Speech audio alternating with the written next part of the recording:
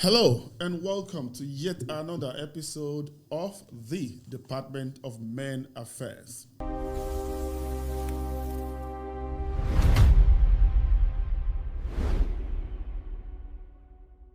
In these past few days, it's been wet west.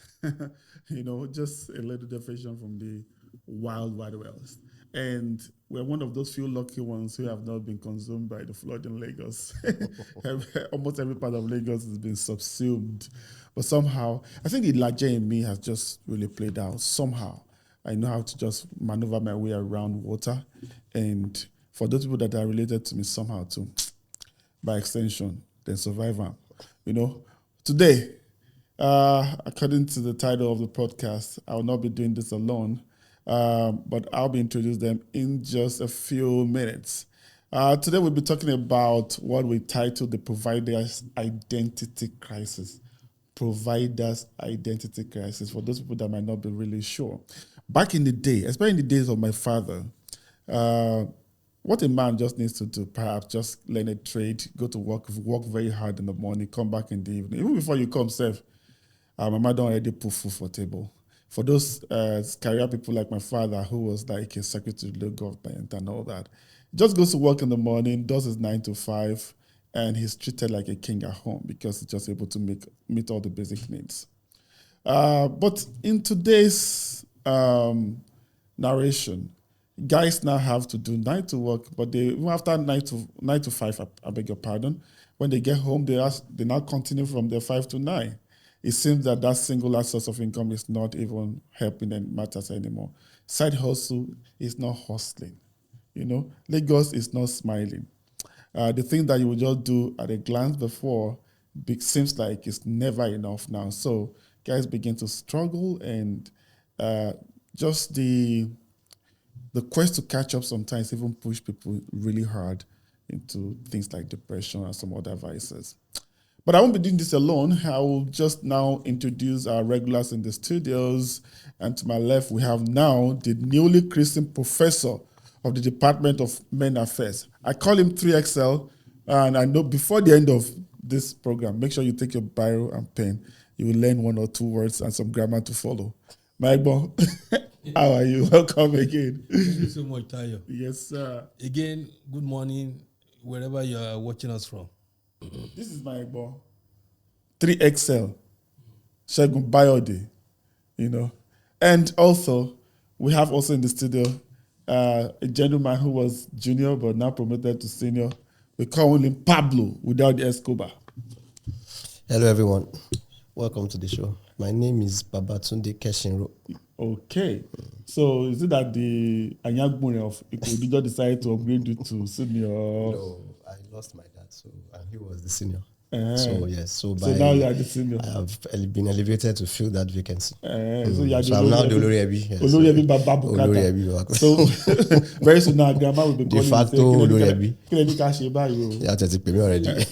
Before now, he used to say the Pope said. But now he's the Pope. He's the Pope that he said in. Okay.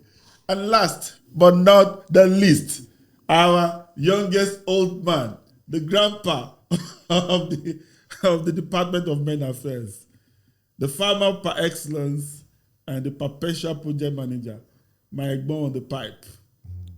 Yeah. Good day, everybody. You're welcome to the show. My name remains Baya Yade. Thank you. Okay, so let's start. When we were in our 20s and 30s, and maybe for those people that can even say when they were in their 40s, because me, I'm still young now. I'm just getting there. I take it back to my own time.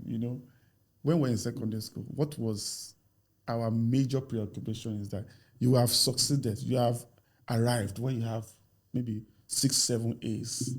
After that, the next thing is that, who entered Uniben? Who is in Unilag? And so you that just decide to go to one university, you won't be able to speak in public.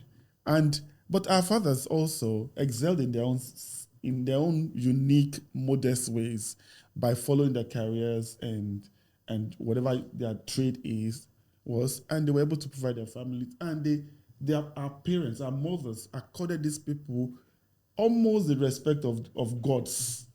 You know, today, who are we competing with?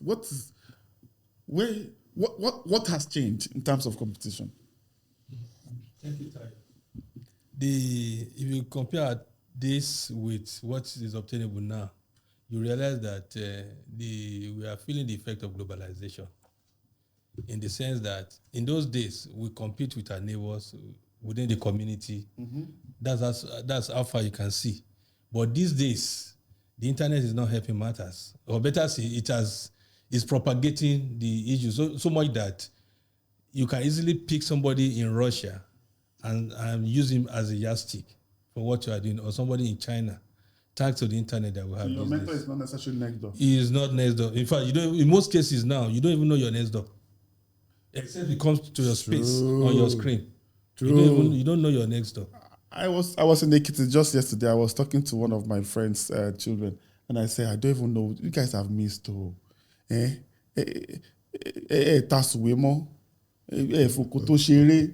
didn't play inside sand. You know, you didn't dance in the rain. Because now everybody after school, they're just locked indoors and they're just like, and now they needed to exert their energy in some other ways as children. So the world was open to them through their phones or tabs and all. So I get what you mean. You know, did anything change from your own side? I tend to agree with 3XL, because nowadays the access to information is global. Before, what was at your disposal is basically what you can see. What you can see. So it's your experiences, personal experiences, and your observations that you will use to sort of like measure yourself, to see how you are doing. If you want to know if you're excelling, you will measure yourself against your peer, maybe your classmates, your this thing. But nowadays, you can be here and you can see that somebody that has your qualifications or your status somewhere else. The sky is the person's limit. I like the question. Let me twist it a bit. You know, is it that you guys? I mean, you are a Muslim. You know, is it that you guys you are not religious enough again? Because back in the day, all the Muslim men that I know, they marry 4 wives. You guys are is it not one of the pillars of Islam? You don't want to die young. There is a lot of responsibility that comes with that act. It's not just to put the women in the house and be forming master and commander. But I'm sure that even back in the day, some of those are father they didn't even have 1 million naira. Some of those men didn't live beyond 70. Some live more than that. Yeah, some of them. You know, it depends on. So even depends on the mindset of the person. Some people are hardened; they can survive in any scenario. So people don't have that power to go and be carrying 2 wives, talk less of 4. Even the one wife you have, sometimes it's like 3 women. Only you. Only you. So, but maybe in the days of our father, they were just chasing foundations, build the standards, make sure that they get the basics.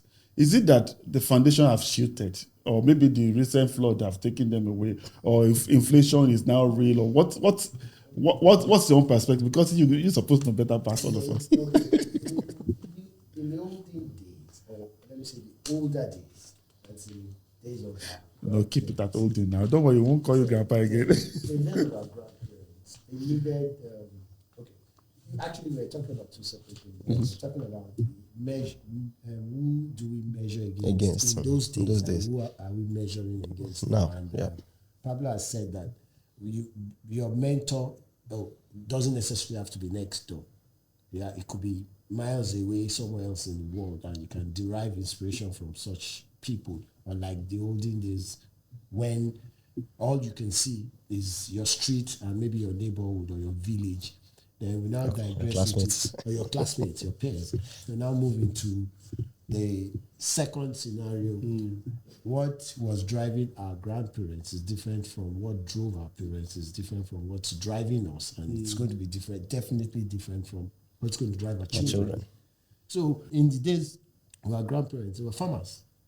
So nobody wanted to go and employ labor and pay them. So I'd rather have 4 wives and 15 children so that the labor is in-house, then I can maximize my profit. Yes. So why, in the case where I'm a farmer, so I have to employ labor, and I'm competing with that man that has 4 wives and 15 children. So the man has saved himself 19 salaries every month that I have to pay. Now, we sell in the same market, but that's a different topic for another day. But it's just that when you look at the dynamics, they are so different, and I don't intend to marry. But are we even trying to push for too much? Because I remember that my father's first car, apart from the one that you gave her as a civil servant, was a Peugeot 404. Then my mother had a Peugeot 404. But at different times, they never had more than one car. If they sold one, they are upgrading, maybe to 504 station wagon and all that. But even you, the way you are like this now, 79-year-old man, you drove a drop top to this place today. I'm not a good yardstick for that. How so? Okay, I have every car that I own has a purpose. Yes, everyone. So that guy next door, that 22-year-old boy that is just coming. When am I going to catch up? If this man is even retired and he's still doing this, So that's why I'm saying I'm an exception, and I'm an exception to the rule. Of course, 3XL is here, so is Pablo. They don't follow my own rule. They are not following my own rule. So I'm not a good yardstick for measurement. You are preparing this younger generation. Nah. Because like at the end of the day, raising the bar for them. Yes. Because okay, look at it now. Like I said, in our own time, once the men have the basics, the women we look at, okay, this man get a future now. They are happy to just say, okay, we will stick it with them. Yeah. So hopefully sometimes some things we. But this generation seems that they don't have that patience. If you don't come correct, seeing is believing. you might never even get married. Mm-hmm. But why is that so? Is it that patience, that sense of character to want to actually stay the tide and want to work it out with your husband till you get it there, it's no longer there, or kilo shele gongo? It's you see, there are the pros and cons that come with this global village that we're talking about. I'll go back to that global village again. And that has to do with maintaining relationship via the internet. You understand? It's purely transactional. You understand? Unlike when in a village, for instance, I need to make a new friend. I will see you. We'll size ourselves up. Probably come to your house. You come to my house. I know your parents. You know my parents. Mm-hmm. You understand? You know whether you can flow. If you can't flow, in a matter of weeks, you separate. Right. You understand? But the internet doesn't offer that. It offers instant connection, which does not really have depth. I see. You understand? And it's in that lack of depth that the danger lies. So the yardstick, the baseline for measuring will now be other factors that you can actually like, okay, how well can you package yourself? It's not about other factors. Packaging. How can you package yourself? Other factors. You understand? Yes, packaging. It's packaging. Okay, so I'll give an analogy of myself. My daughter, Badumi, once in a while I'll just ask her, girl, you're 23 now, what's happening? When am I going to meet your girlfriend, your boyfriend? And he go like, Pops, boyfriend? I said, Shoti Kere Junior, are you too young? And he go like, Pops, you don't understand. Our dating pool is empty. And I go like, what do you mean by your dating pool is empty? So like, if I look at it, when is enough? Does it mean that the younger ones now are under too much pressure to level up? Or does it mean that the men today are now lazy, or they cannot man up enough to, even when things are not quite there, to convince this lady to sell their future to these ladies? Well, I don't want to say the standards the bar is raised. The bar is still the same. In the days of our parents, what would my dad? What constitutes the bar? No, the bar. Yes, what constitutes the bar that's where I'm going. In the days of our parents, you have an apartment, you have a job, you get a car, automatically. What next thing is a wife. Yeah. It's still the same thing now. You get a good job, you get an apartment, you have a car. The next thing is still a wife. It's still a wife. But now, in those days, you have the box TV, the black and white box TV with the antenna that we used to trail around. Yeah, now you have a TV, Netflix. It's still, if you really look at it, it's the same thing. The bar has not raised. It's just that technology has improved, and people want a lot more things. But when you look at it, it's the basic housing, shelter, a job, a car. Then the No, next sir, thing is but what? I have a friend now, like a younger friend, who is trying to get a studio room. Now, And this studio room is like the minimum he has seen is 3.5 million. By the time you add all these other charges, 4.8 million. so that's where we now come into the economic situation. But the bar has not raised. It's still an apartment. My parents started from, I don't know where. I wasn't that smart. I wasn't. No, I want to hear it. I was going to say from a studio apartment. That's what I can remember. But some of these people will not even want to marry into a studio apartment. These girls now. Also now, I think nowadays there's less emphasis on physical interaction. Then when we were growing up, if you couldn't talk to a lady, you have a problem. You have to be able to talk to them, talk to the opposite sex, relate with them, interact with them well. It's easy to carry phone and send chat. You just type it and click send. It has gone. That's what the person will not respond. The person will say something, but you can now sit in front of that person and be unable to talk. So the abstract nature of communication So also has a major effect. That kind of interaction now, when both of you now start physically interacting, seeing yourselves, you will now sort of like see that person seems to be a different person entirely to the person that you are expecting the person to be. Okay. Different from who you've been interacting with. Is this person? Is another person? So a lot of problems. Yes, I think I've seen that though, because I've seen sometimes that these younger ones will say they'll go on a date and it's one date and they say they're not going again. Say, okay. Well, that guy is not even making sense. I don't even know what they mean by that not making sense. But thankfully, we all have children of our own now, somehow.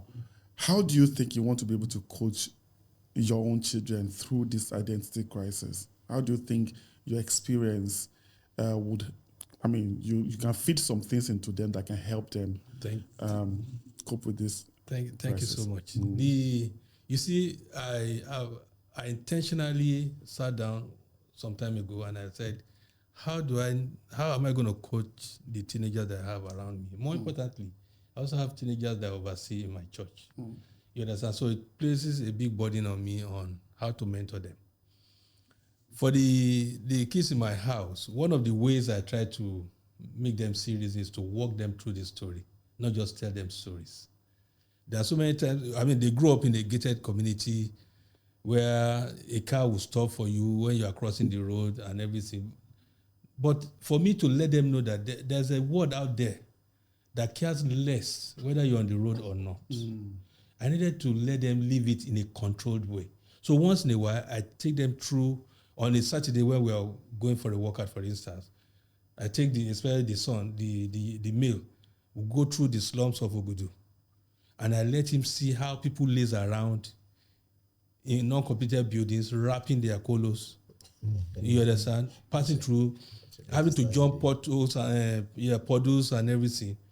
I won't say anything at that point in time. I just passed through. But he himself is noticing what is going on there. And after a while, he will begin to ask me questions. Then I see the opportunity and put him through and said, the choices you make in life determines whether you'll be where we came from or you'll be here eventually. And I've noticed that over time, it seems to sink more. Because anytime we're having conversations, he refers to one of our trips. That's a teachable moment. You understand? Say, Daddy, I remember what you told me so time when we went through. At times we go through the depth of K2. Wow. And I let him go through that madness of that K2 market. So I can see the contrast. So they can see the contrast that, no, here, in the estate, people will avoid you. They won't collide with you. There, nobody cares. Yeah. They will hit you as if you are playing rugby. You understand? So that's my approach to it. Life is in its real form. And just not in that protected reality that it normally would live in. Egbon, let's share from your wisdom. Well, it's not too far from what 3XL has said. It's I used to chase my kids out of the house. I tell them, go step out of the compound, walk to the right, take the next right, take the next right, take the next right. You're back in front of his house. Just take a walk. Have a feel of your environment. See why it is safe. I would walk them through. See that young child taking a shower in front of his house, right there on the side of on the street, is not. You are not any better. You are only privileged. Make use, Most of it. make the most of it. It's not his making. It's not the child's making. You are only opportune to make the best of your opportunity. It doesn't mean you and that child will not be working in the same office in 20 years' time, in 10 years' time. That child might have his head tightly screwed on his shoulder and make something good out of life. So that summarizes the kind of lesson I used to give them then. They're all good. They're all grown up now, adults and working. So I hope they make the best choice of it. You don't soft. I mean, we discuss small. Yeah, we all get there. Pablo, you have boys, right? No, I have a girl and a boy. Oh, okay. Somebody had boys. Oh, that's Gabby. You know, And my Boys. is there something that you think that you experienced all your time that these younger ones could benefit from? Well, the approach I adopt to my own is similar to them. Senior Keshna. Yes, no. Your dad was the type that just say, go and figure out life. If they knock your head, come Reset it. So parts of that too, I've adopted that a bit in my own approach too. So in addition to what they've said, I try and explain why. You don't just give a directive, go and do this. And I ask them, do you know why you are doing it? Sometimes when you explain why to them, it makes sense. They'll be able to remember. I didn't just remove this thing or put this in. I did it because of this reason. So when you attach reasons to things, it makes it easier for someone to understand why they are doing something instead of sort of put a bit of resistance and find it difficult. Like Jogsy said, you have nothing has really, the bar has not changed. The only major change that exists nowadays is the access to information.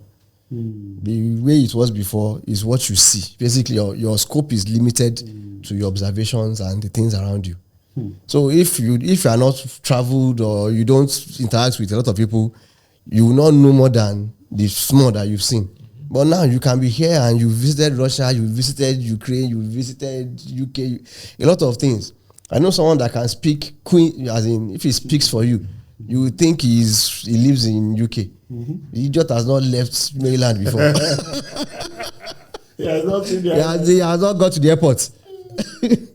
And he will speak it and he'll be wondering, did you travel? No, it's basically what he has exposed himself to. Right. He just came across and took an interest and taught himself how to speak like that. I remember there's a content creator who used to he's like Yeah, one very hard guy like this. And just switch British English. yeah. Anyways, thanks for sharing of yourself. And I think that maybe some of those kids out there will just look and take some of the lessons there. But as a parting shot, just try to realize that success as a man is not necessarily defined by the algorithm of your footprint in the media or in the digital space. Neither is it defined by the just the balance in your bank. Sometimes peace might just be the thing that makes you successful. But I also know that in our own time, perhaps we work to live. But these days, it's as though this generation is kind of is living to work. However it comes your way, know that life itself is not really black or white. Like Mr. Yadi said, in our own time, you still need to make hay while the sun shines. You still need to do what you need to do. You need to make sure that you're educated or you learn a trade, you're building a career, you have all the basics.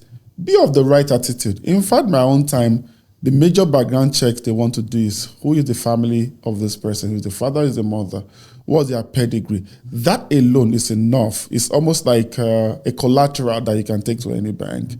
And I think, like you said, not a lot of things have changed. Of course, the ticket wallet seems to be like you need to just have that deep pocket to get in all of this done.